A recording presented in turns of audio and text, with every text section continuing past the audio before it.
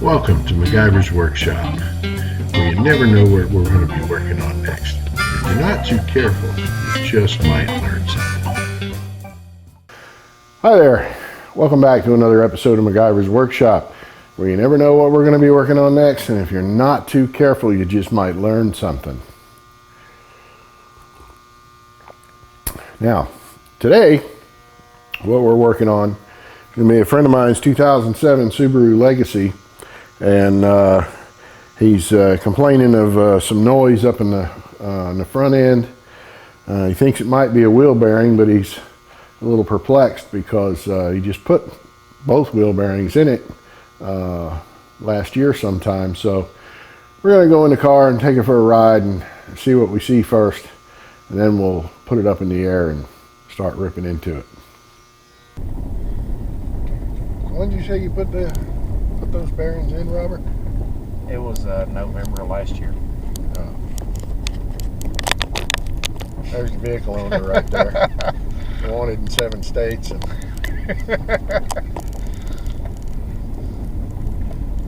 just kidding. He's not wanted in 7 states. It's 8, I think. 9. 9.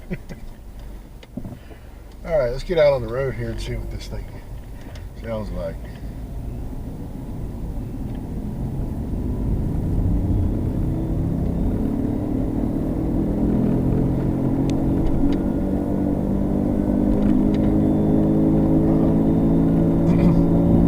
Singing in 2-part harmony there, Yeah. Robert.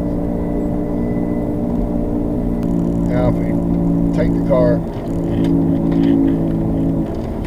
now notice how it changes when we jerk the wheel to the left.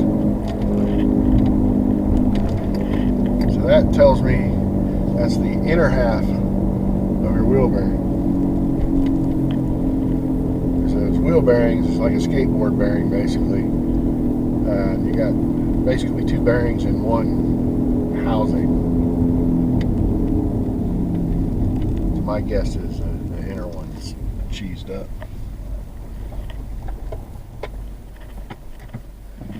I've seen enough. We'll take her back to the house. Those folks are having a party. We got the band underneath the hood. Yeah, apparently. Singing a cappella for them.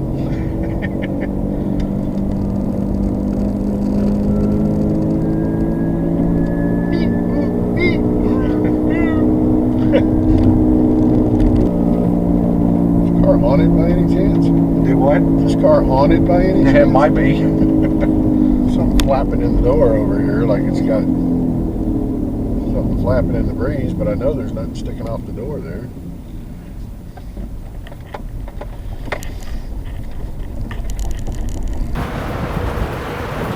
All right, so pretty much we've zipped ahead here, and I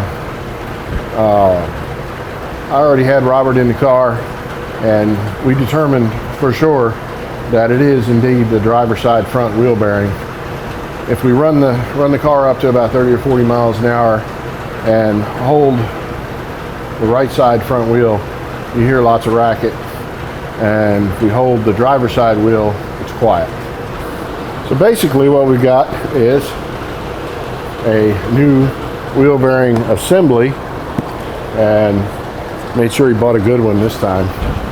He got one off of Amazon for like 30 bucks, and you know, it's luck of the draw. I mean, I've bought some cheap ones and they've held up, and then I bought some and they weren't worth a damn. So this one, it's like, yay, I got lucky. I got one that's a hub assembly. That's 2 in a row now. I had the Corvette and I had this one. So I guess the next 15 are all going to be skateboard bearings that I got to press out. So, but this is what we're going to put in. So we're going to start by taking the wheel off, of course.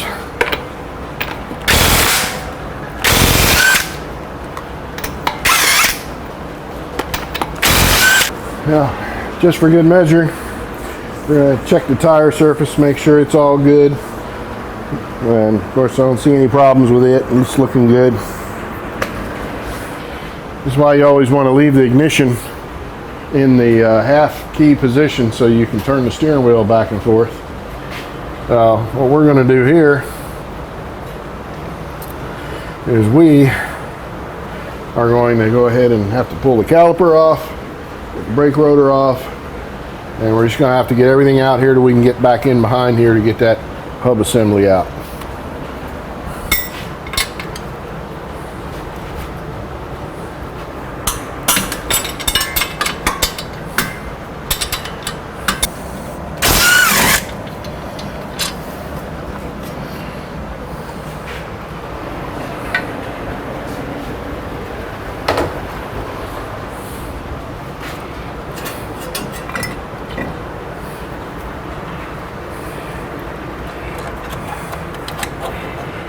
You always want to remember to hang your caliper on a hanger or something like that. Don't let it just hang on the brake hose. That's never a good idea. That'll overstress that brake hose, and the inner liner will break down and then collapse and act like a check valve. You wonder why you got a sticking brake caliper. I like these actually better than I like the one-time use lock nuts, because you never know if you can trust them. As this one here, you just pinch down the collar into the slot and you're good to go. So now what we got to do though to get this thing off, I like to try to be nice to it and not tear the end of the nut up. So we'll pop this up back out of here. Just kind of de-pinch it, if you will, and then it's going to be an inch and a quarter will fit that, but I think it's like I forget how many millimeters it is. Let's see, yeah, 32. Is that what it is? Damn, I'm good. Just kidding. I'm really not narcissistic. I only play one on YouTube.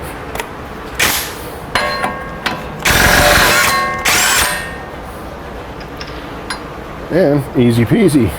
And you don't mess the threads up.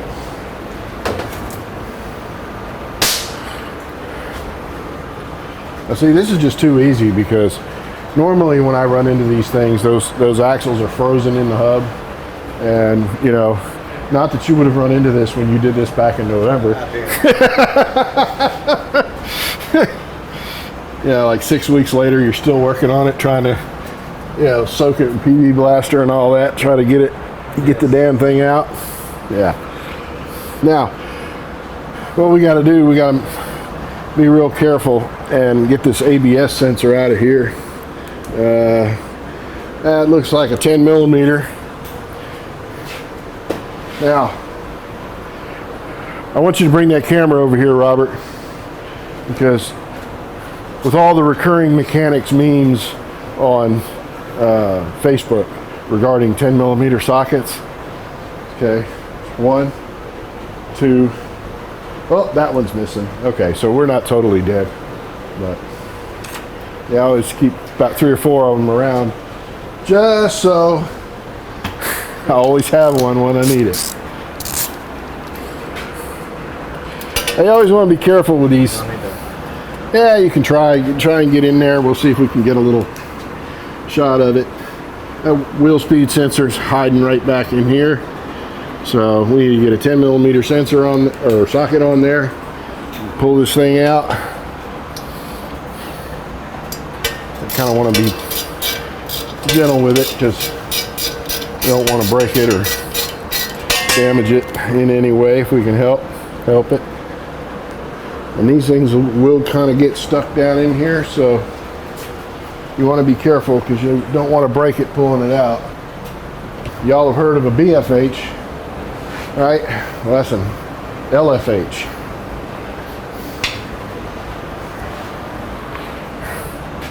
And we're just going to give this thing a couple of taps to knock it loose.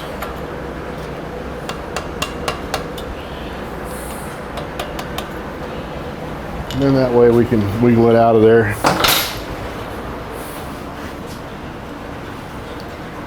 Ta-da! Now see, that's one thing you'll never see, is that the sensor's all nice and clean, but that's because he just put a wheel bearing in it last November.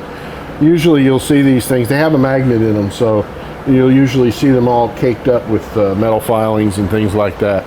So, since we're going to be pulling this whole assembly out of here, I'm going to go ahead and take this off too. That looks like a 12.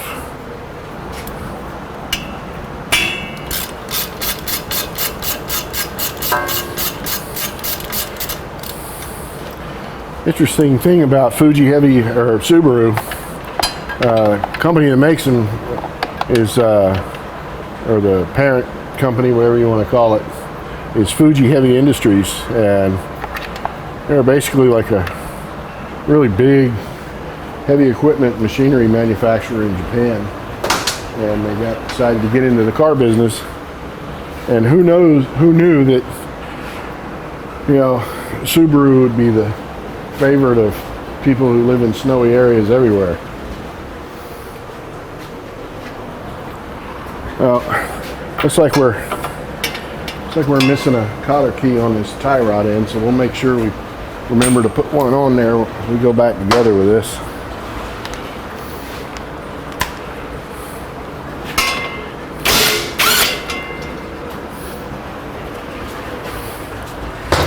All right, so we're going back to the BFH, okay? And if you want to bring a camera over here, you know, everybody's, you know, the tool of choice usually for one of these is like a pickle fork, but you'll never want to do that, because unless you know you're going to change this, because a pickle fork will destroy the boot and will usually end up destroying the taper, as this sits up into a taper and the bolt holds it tight, and if you destroy that taper, then it could possibly work loose on you. So what we do is we just give it a good smack right here on the spindle, and that'll usually shock it loose. So it'll, you can see maybe somebody had tried that one time before and missed, but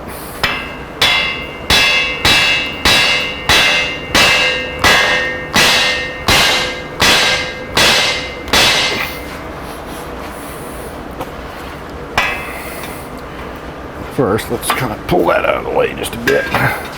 Get a good swing on it. There we go. Pops it right out of there, easy peasy.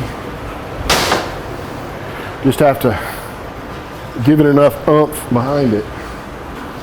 All right, so we're clear on that. Now we want to get our bolt out here. Now, you'll see a lot of stuff on YouTube. I think Mr. Subaru is he's a big Subaru guy on YouTube. Most of the guys that work on these things, you know, like I told you, people who live in areas that get a lot of snow and have bad winters and stuff, they love these things because of the all-wheel drive, and you can't kill them hardly.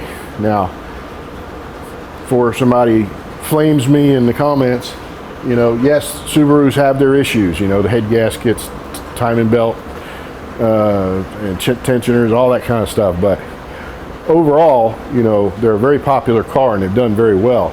But the one thing that they do, or they will do, is rust. So, you know, a lot of times you'll play hell getting these things out. So for that reason, Robert is very grateful that he lives in the South, where we don't get a lot of snow and we don't have a lot of salt on the roads. It just eats all this stuff up. So let's see, what do we think that is? That looks like maybe, what, 13, 14, I don't know. 14 or 15 maybe? What is it? 14, okay. I'm on a roll, man. How many did I get right today? Yeah. Jesus criminy. Every size you called out, you hit. You know, I'd like to say, you know, I'm Arnold or Chuck Norris or whatever, but no, that never happens. So I don't know why I'm so unusually good today, because it's never the norm. So we're gonna pop this thing loose and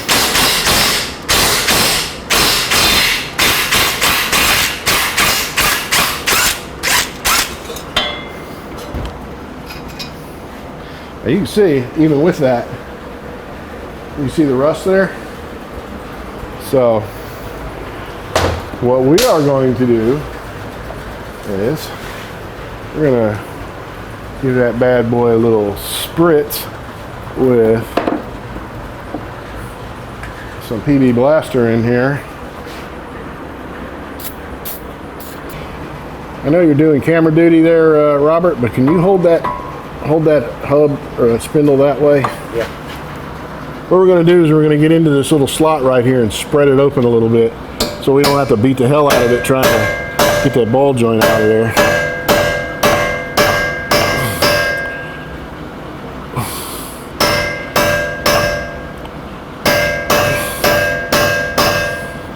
So what that'll do is that'll spread that apart a little bit so we can get that out of there. Because again, same rule applies. You don't want to get a fork in there because you'll damage that boot. Even Mr. Subaru says you don't want to put that in there. Yeah, so that should be free. All right, so what we're going to do here, we're going to take this link out and unlock it from this sway bar. That'll just make it a little easier for us to pull down on this lower control arm. What I'm taking here out is the little bracket that holds the brake line in place.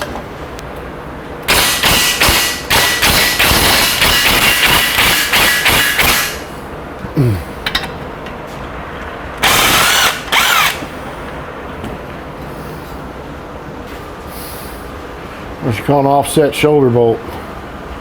That's how you set the camber on the front wheels.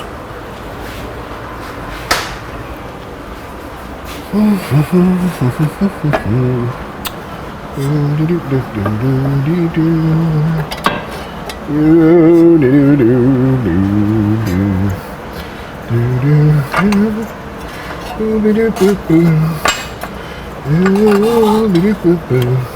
don't know why you had so much trouble with this. Try doing it on gravel. Ah, yeah.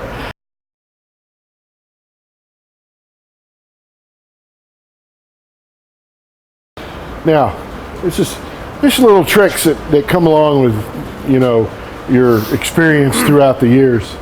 And you'll see what I did over here. Okay. I hung the caliper from here, okay, because I said, you know, you don't want to stress the brake lines. But then also with that there, you can move your axle shaft over there and it's out of your way here. So you got lots of room to work. So just kind of makes life just a smidge easier. Now what I'm going to do, since we've already done this, we are going to make life a little bit easier so we can use a little force on that lower control arm. I'll try this. If it doesn't work, then I'll pull the strut out. But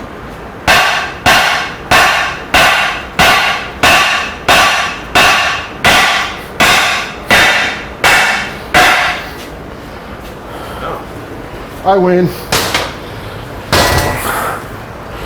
But you'll see why, you know, the look on Robert's face right now is like, you son of a bitch. I spent 4 hours beating on that thing or whatever, but you got to give the dude props, man. Look at all that rust and shit in there. Okay? That'll give anybody a headache. Now, of course, we're going to clean all that up, but that's a royal pain right there dealing with that. But that's really just kind of a design thing, you know. They made a hell of a ball joint, but they made it where, you know, it gets rusty like that, and you know, there's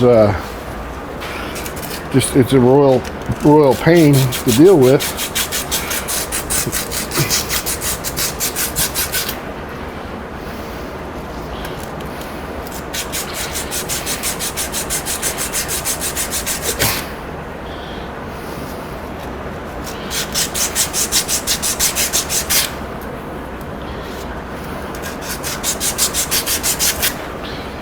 See, your bolt, that pinch bolt that goes through the spindle goes right there, and that's what keeps that thing from ever falling out. But I know you're sitting there saying, fall out, hell.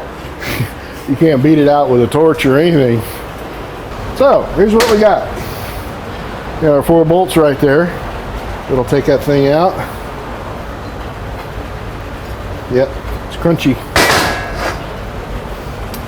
It is crunchy.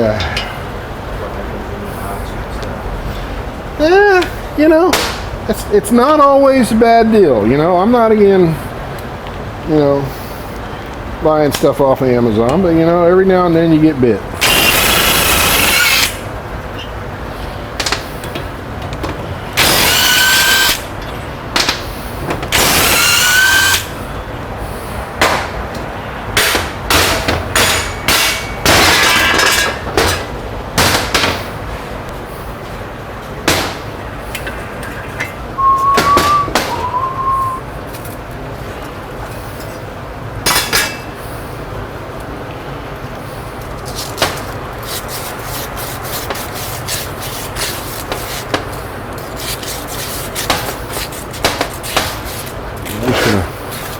Clean all the rust and shit out of here.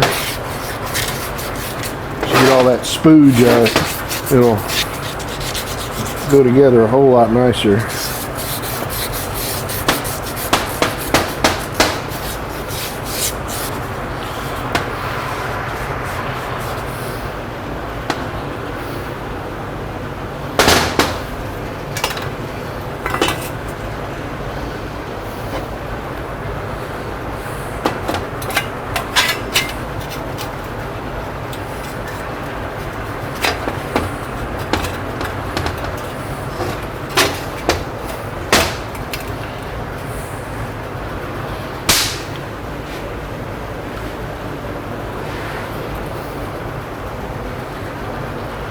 And put a little Loctite on these so that don't worry about them backing out or coming loose. That would be horribly inconvenient for whomever happens to be driving the vehicle at the time. A whole lot you can do here with this, so just draw it down that way.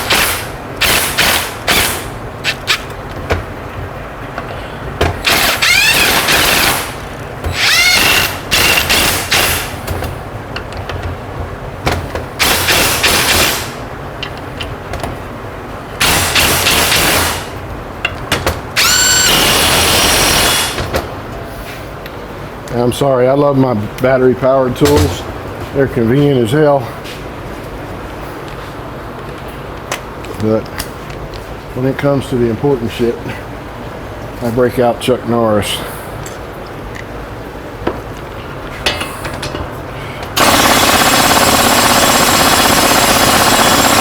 Look at that, we got another quarter turn.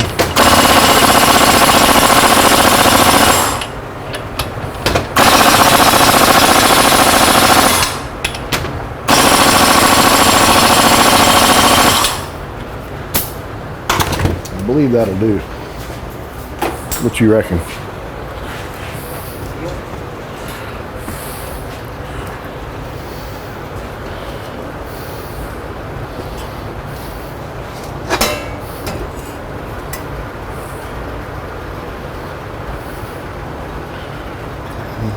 Okay. Now, clean this out.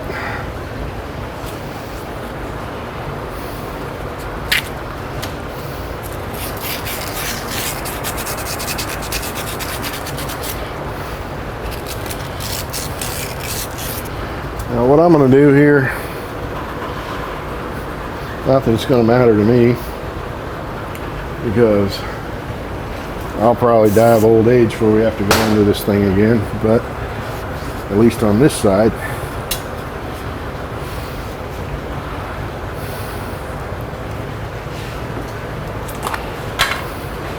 see if we can do something maybe to help prevent some rust in here from growing. This has a, we don't have to worry about putting a petroleum-based lubricant on here because the ball joint is physically captive with that bolt. Maybe that'll buy you another couple of years before it rusts up again. Who knows?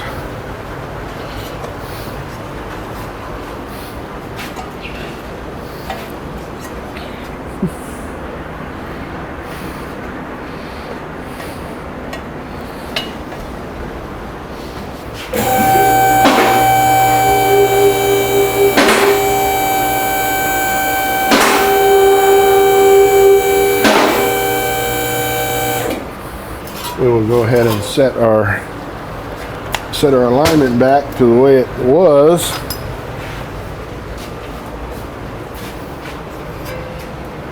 I guess I'll tap that bolt back in there.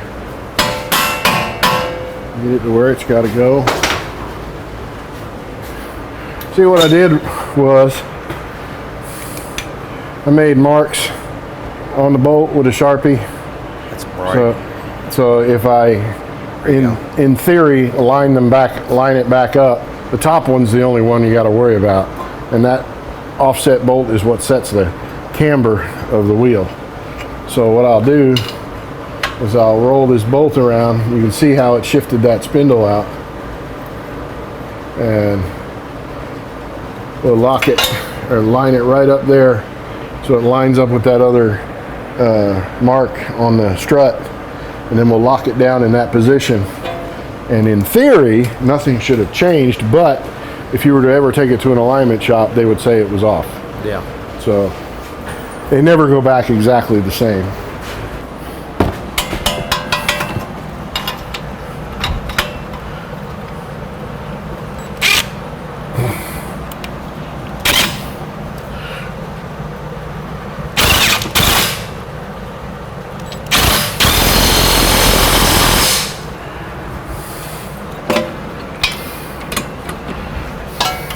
This one doesn't matter, it's just a pivot.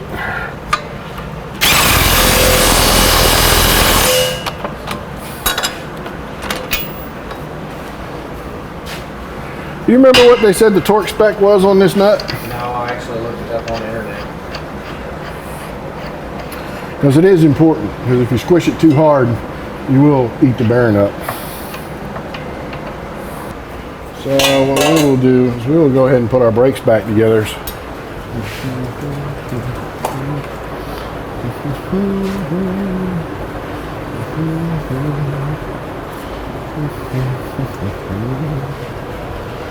Did you have to beat the old rotor off or no? Yes. You're welcome. Appreciate that.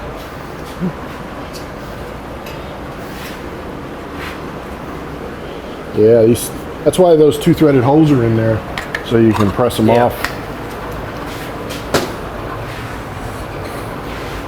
Hondas, I think Hondas. Hammer and was going around four sides, so I got it off. Yeah, and they are a pain. They are a pain.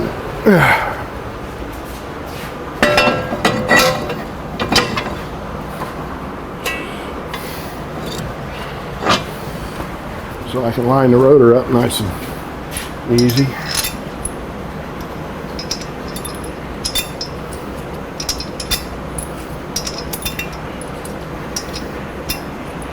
I only got two hands.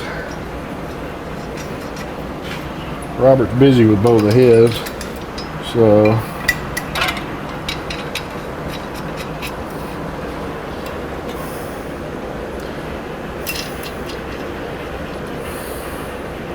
and you always want to check to make sure your backing plate didn't get bent, so it doesn't do the whole chalkboard finger thing, you know, when you're going down the road. Sometimes it's easier to hang that brake caliper back on there before you put the tie rod on. So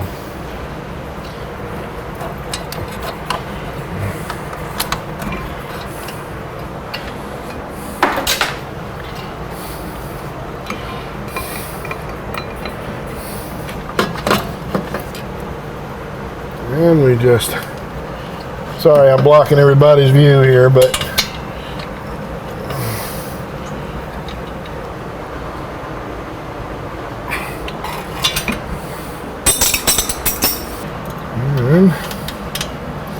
Assembly is pretty much just the reverse of disassembly.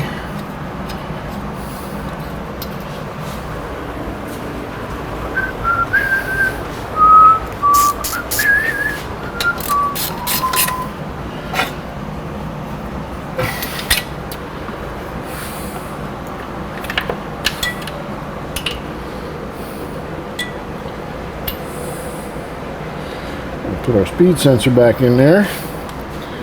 You want to make sure that you seat that speed sensor all the way down before you go torquing on that nut. You don't want to bend the sensor.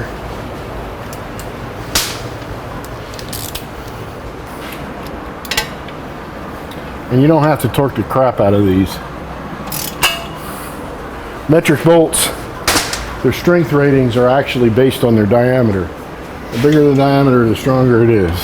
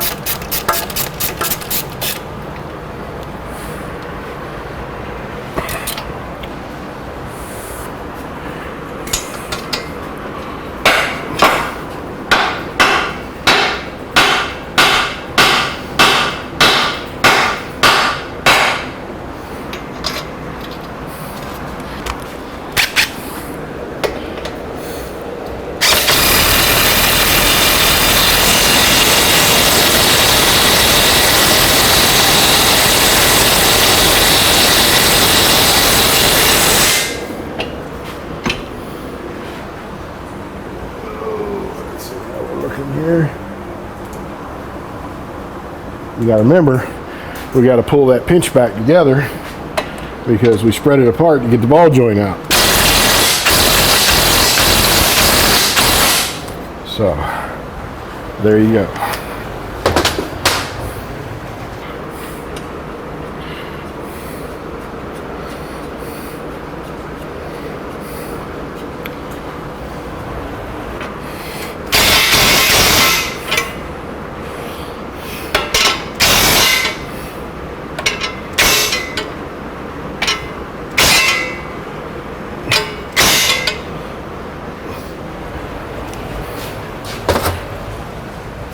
A second to go get you a replacement cotter key there.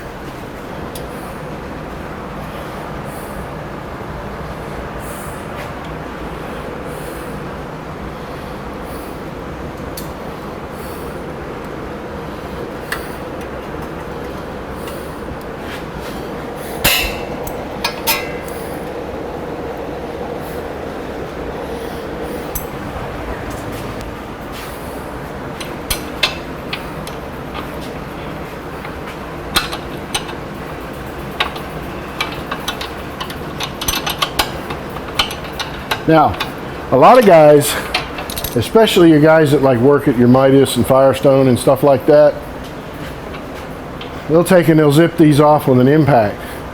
And what that does is that wallers out that seat in there. Especially when you see these kind with these four little tits on the back of them. Okay. That's an injected, nylon seat. So they're designed that way to be quiet, so you don't squeak.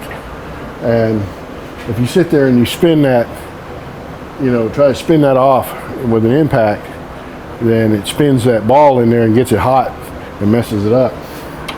So as much of a pain in the ass as it is, you just need to do these by hand and suck it up and deal with it. Because there's always a chance that when you put this thing back together, that coincidentally that link will go bad afterwards.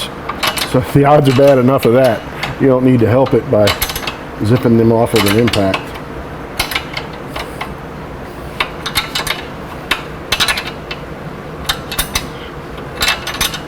And those links are very important. Yeah. Try driving without one. Oh yeah, feels like you're trying to drive a skateboard or something. That sway bar is an integral part of the suspension.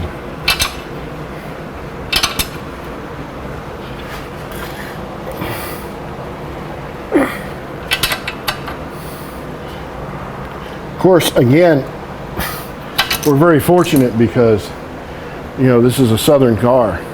90% of the time, you know, the cars up north, that shit's all rusted and it fights you the whole way off. I mean, terribly so. So,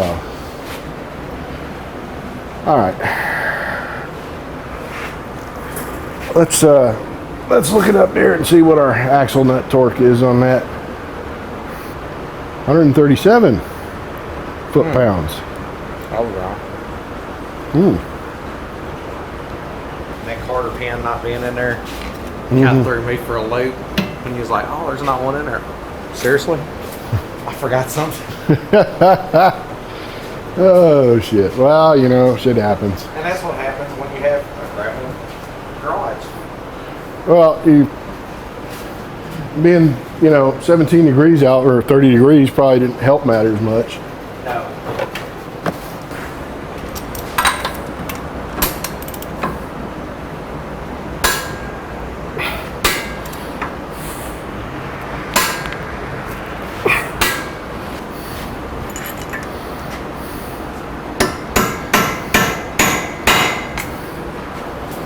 Easy peasy.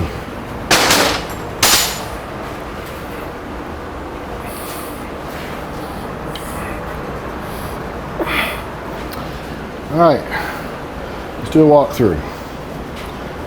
Yeah, that torqued, that's torqued and cotter keyed. That's put in, that's done, that's done, that's done, that's done. All right, I reckon we're good.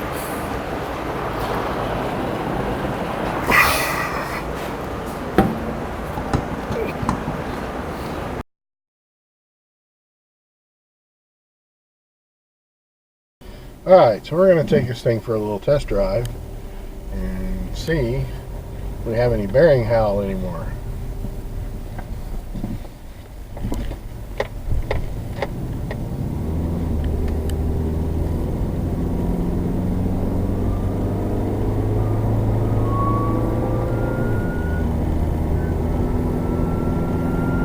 We don't have any bearing howl, but we still have that strange whistle.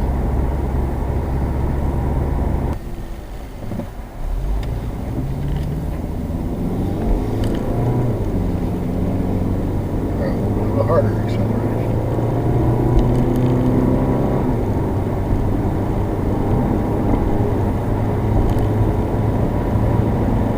Yeah, you're driving it like my wife does.